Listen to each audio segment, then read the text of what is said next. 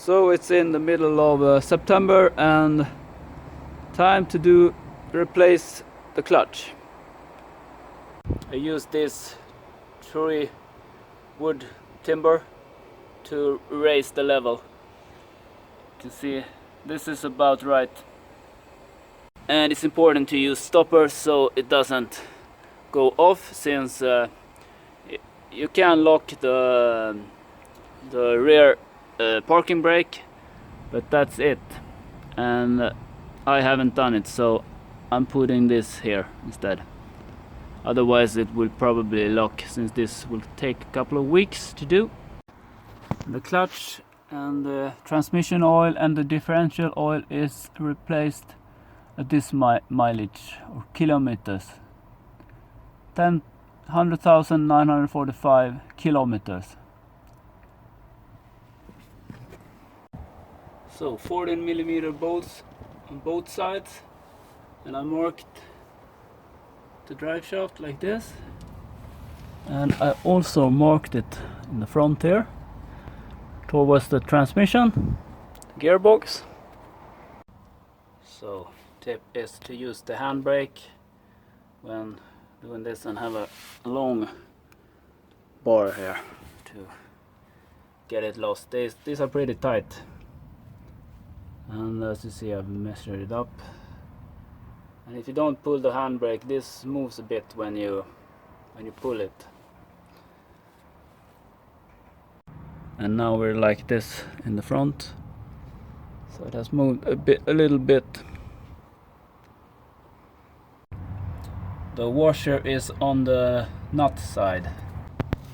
When pull this off the rear axle, it came a little bit of oil from here, but not much. Now I hang this one here, so I don't have to pull it out yet. Hopefully it can follow the gearbox when I pull it back, something like that. Otherwise I think there will come oil here also. Right now I can just pull this out.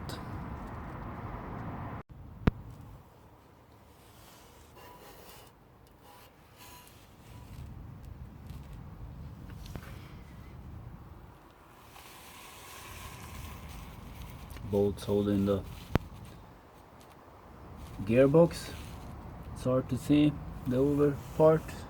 The hydraulic clutch goes into the gearbox.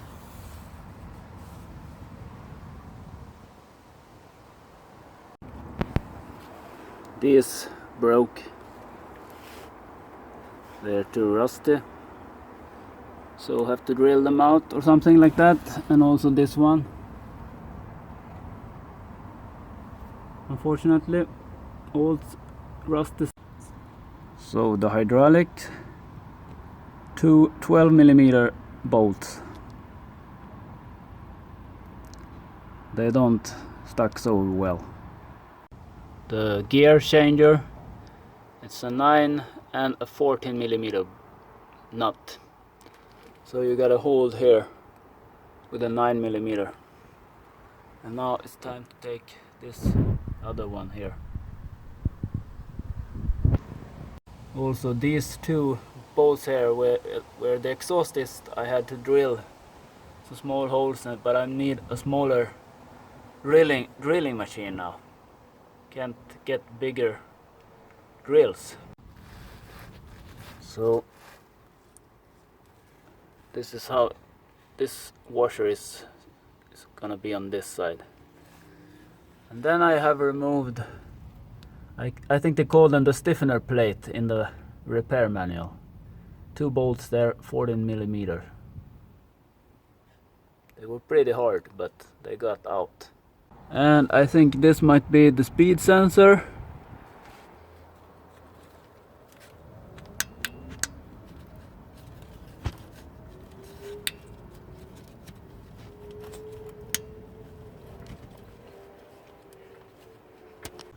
So this is the rear engine mount. So remove the stiffener plate here, 4 bolts. It was located here and here. So, and those bolts, I'm gonna put them back. So here we have the start engine, and I recommend you first disconnect the battery from the car, because here we have the plus or minus. I think it's the plus. And this here you remove the plus or minus, and it's just a nut here, as you can see. And then you have some other nuts on the other side here coming up soon. Got one there, you can see it there, and you got one on the top there over. And here is the upper side. I have opened the lid from the driver's side. You can see the bolts there, and this is here I have removed the start engine. Making a template for the jack machine so I can pump it up. Make a wood template. This one, so it's, you can see up there, really hard to get off because it was too tight. So I had to lower the whole transmission here by, you see here, lowering it. So now I have to pump it up again, but I gotta move that first. So this is the long one in the top up there. So it's about 5-6 centimeters long. Here we have the rear engine mount bolts. It's in that direction, and you also see the start engine. And here's the gasket when you remove the gearbox, and it has some pins that makes it connect with the gearbox and the engine. Kommer den isär. It's coming apart. So piece by piece, bolt by bolt, it was steadily making progress. Here we see the old clutch. It's pretty rusty, and you can't detect any obvious fault, but we'll see when we take it apart. Here you see the throwout bearing, and this is the flywheel you see there, and here you see the dirty flywheel. We clean this with the brake cleaner or acetone. I'm going into that later. So this is the old throwout bearing. I'm trying it out. It moves still. This moves, and I'm gonna show you the new fitting here and mountings, and then you grease the mountings there. You see one of them there. And, here I have greased it up on both sides, and this is the clutch slave cylinder on every area that meets each other, both sides on that point there. And now I clean the flywheel with acetone. Nice and shiny. Here's clutch slave cylinder. It's greased up, and you can see some of the pins there for, yeah, here we have the pilot bearing. I didn't replace it, but some should to do. Versus new one. This goes towards the pressure plate, the lifted part. You can see there's some more springs, six laps, and those are just 4 or 5. Here I'm trying out the new throwout bearing. It moves as it should. And here we have the alignment tool. To align the clutch, you must do this so that you can get the gearbox on track and get it to fit, otherwise it won't work. So here I'm showing you the clutch slave cylinder. I'm trying it out, and it seems to work. Yay! Torque. Here I'm making sure that the bolts are the right torque and the right Newton meter. There we have it. So putting back control cables, These are 13 Newton meter, and these are 39, I think, according to the paper, the manual transmission repair, removal and so on. It's a big help. Time to attach the speed sensor, and it goes here. There are just two electric cables going into the gearbox, and this is one of them, and I think this is the reverse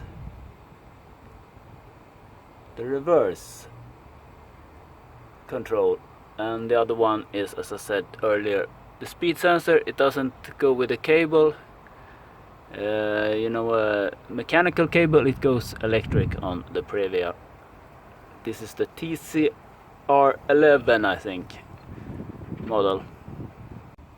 And after a lot of hassle, the gearbox is back. It was pretty intense since I didn't have a level jack to put it up. I had to struggle, and it was falling off, and so very heavy, more heavy than I thought.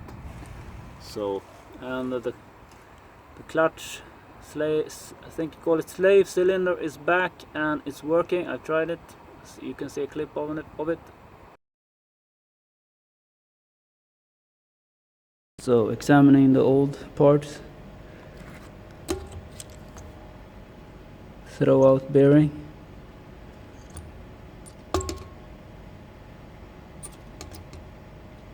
Feels okay. So I don't know if it has been oil on the pressure plate, or it's hard to see anything, but must have been some oil on it. Sort of bluish.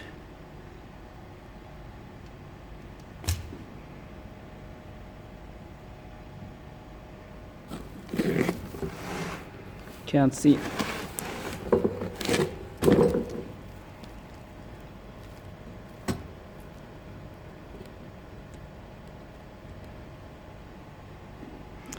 Well, the parts I ordered was from this company, and it's Ashika Committed Total Quality. Seems to be some kind of Russian here or something, and made in extra EU. Extra EU. Well, the throwout bearing was Koyo, so I guess these are pretty Japanese stuff.